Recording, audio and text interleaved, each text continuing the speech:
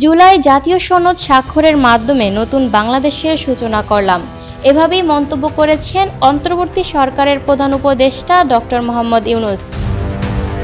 তবে এই সনদ সাধারণ মানুষের জীবনে কতটা বাস্তব পরিবর্তন আনবে তা নিয়ে প্রশ্ন উঠছে বিভিন্ন মহলে।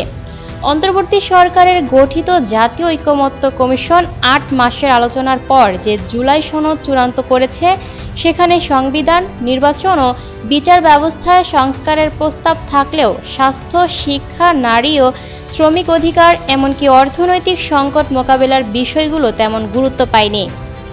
অর্থনীতিবিদ অধ্যাপক মোস্তাফিজুর রহমান বলছেন, স্বাস্থ্য ও শিক্ষার মতো খাতগুলোতে সংস্কারের সুপারিশ যুক্ত না হওয়া বড় ধরনের সীমাবদ্ধতা।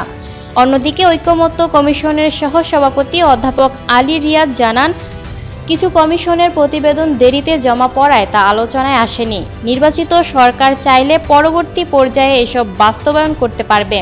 বিশ্লেষকদের মতে জুলাই সনদ রাজনৈতিক সংস্কারের দিক থেকে গুরুত্বপূর্ণ হলেও সাধারণ মানুষের প্রত্যাশা, বিশেষ করে স্বাস্থ্য, শিক্ষা, নারী ও শ্রমিক অধিকার, সেই বাস্তবতায় প্রতিফলিত হয়নি। ফলে অনেকেই প্রশ্ন তুলেছেন, ঘোষিত এই সনদ সত্যি কি নতুন বাংলাদেশের সূচনা ঘটাতে পারবে কিনা।